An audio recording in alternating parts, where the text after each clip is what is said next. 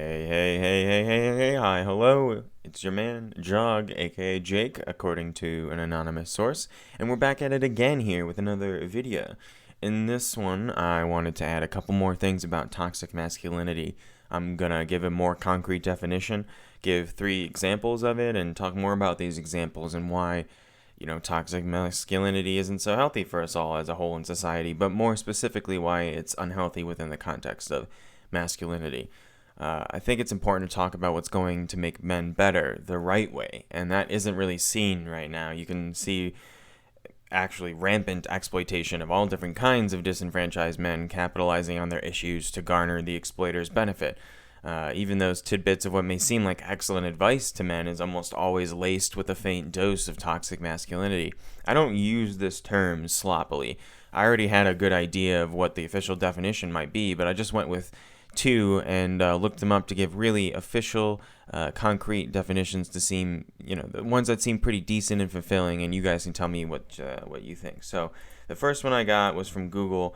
Just, it's got this study from this journal of School of Psychology, right? Constellation of socially regressive masculine traits that serve to foster domination, the devaluation of women, homophobia, and wanton violence.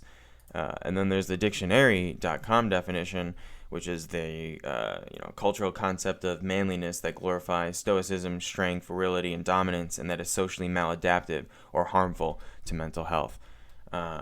These definitions feel sufficient, but I should really stress how very traumatizing toxic masculinity can be overall to men and women and NBs alike, and that toxic masculinity isn't meant to be taken lightly.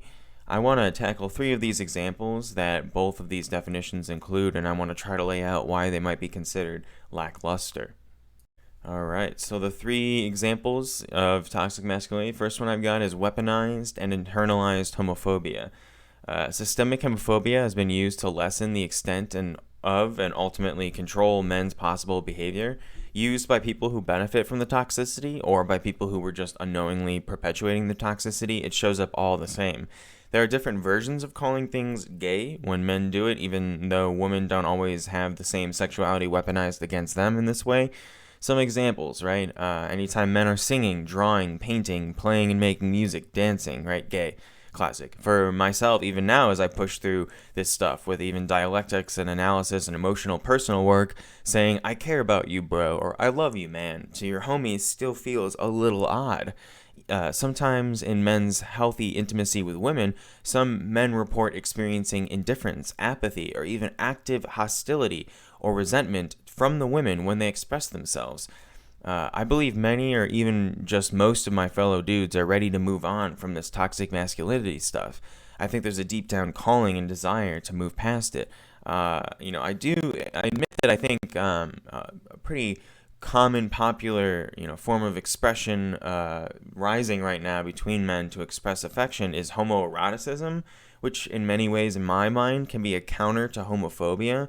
It's a great and common way for me, at least, I've expressed love and affection with my male friends in the past.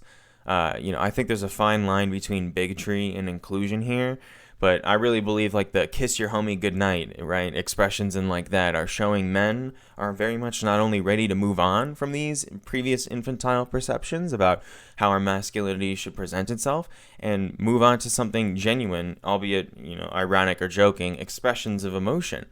And obviously and truthfully, the greatest group of men this toxic homophobia stuff affects is gay men, because there's already a huge divide in the brotherhood between gay and straight men, at least in my opinion, in my experience as American hetero cis man. And I would say gay men probably feel really alienated from this type of stuff. While I'm not really advocating for what is essentially performative or ironic homoeroticism, right? I'm willing to hear out anyone, specifically gay men if possible, about what their or your perception is on this divide in our camaraderie. I think there's real power to find for the unity of men if we persevere through this. Alright, so moving on to the second point, we have attempts to display dominance. It's common to have competition with your homies. It's a fun part of being with the boys and not only working as a team, not only doing team versus team stuff, but also competing against your own friends. Sometimes when you get into tense fights with friends, people can fight dirty, say hurtful things, or even get excessively physical. Not even just that, but men will often, in my experience, throw each other under the bus in the form of a joke, undermine another dude in front of everyone else in order to get laughter from peers as basically some kind of social points to try and maintain their role or power in the group. Yes, this is how male power dynamic works sometimes, but this is not always the case, and there are plenty of healthy dudes out there, or at least dudes trying to be healthier. Sometimes inside or outside of any male group of friends or family, if two men from different groups get into heated tension, there are often displays of throwing shade or even trying to actively start fights with people you have issues with. Even getting everybody involved from both groups, if one of each get into a fight with each other, is the sign of something very unhealthy and wrong. All of this activity perpetuates patriarchy and its subsequent hierarchical issues. This is a twofold problem. It shows the issue of excluding others in the pursuit of inclusion, right? Trying to make yourself seem stronger, make your group seem stronger, build up, your own strength and image, but it fundamentally requires the ostracization or putting down of others, right? And then the second part to it, I'm sorry, I forgot to add this little note here. We have to learn to get along, not to be against each other, to set aside our differences, to work together and build something new. But the other issue shows the issues with us fighting as an alleged solution, right? It kind of creates this model, this example that violence should be a solution to our problems. Not that it can be, not that, that's a discussion for another day. But I think in my experience, in my mindset, this kind of behavior models that violence should be a solution to our problems, and that's not really an example we want to be setting overall for all men, for all things masculine. We have to take a look at what it takes to correctly resolve these problems. Men should be using open, honest, and effective communication, not abusing group dynamics, inflicting or seeking to inflict harm. Inflicting or seeking to inflict harm. Yeah, I had a little bit of a spelling error in my script here, but you get what I'm getting at. Or when it does happen, actual and literal violence, right? This kind of stuff, we gotta get away from the bad stuff and start taking a better look at what makes us good and strong, and really capitalize and build something stronger off that. And then my last example is using fear and or entitlement to get what they want. And now this is an extension of the dominance issue, but I think the root reason deserves its own point.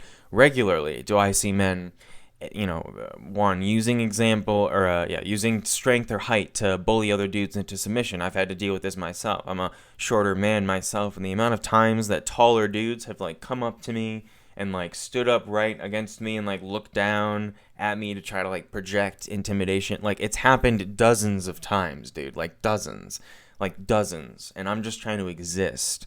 Another example, using large vehicles in traffic to tailgate or drive dangerously, intimidating others and threatening safety to get their way. Another example, going off using aggressive, Karen, pouty, tantrum energy, or using their power that confidence masculinity can have on others around them, especially relevant to people particularly vulnerable to influence from the patriarchy, like sexual violence victims. Another example is freaking out on women when they reject men, or doing things like trying to control women when they do something a man doesn't want.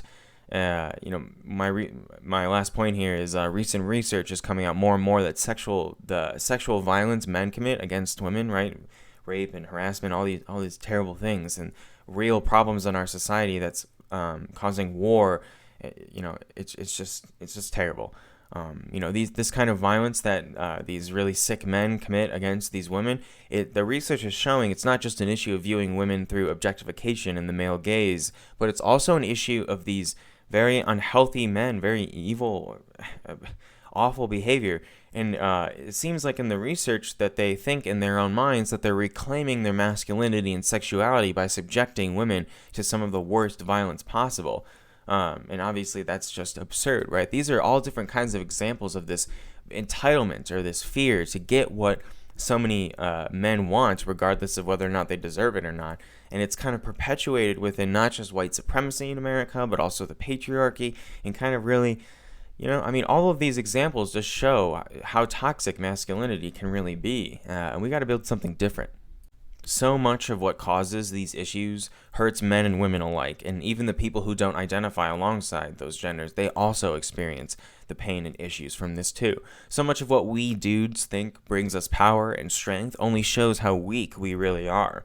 It shows how some of us are just hurt and angry and want to weaponize that pain against others, and specifically women. But this is not good. This is not healthy, and it's not going to make us better. We have to try way harder to care. We have to try way harder to improve and be better, even if it feels a little awkward, because we can do it, and we can make something better, healthier, stronger, more filled with love and light, and show to everyone all around the world that men can be good, men are good, and that there's something worthwhile fighting for in there. But so just thank you again for watching. This is the end of the video. Take care. Let me know what you think. See you in the next one. Thank you again. Thank you to everybody watching, new and old. I hope you're doing well. And see you next time.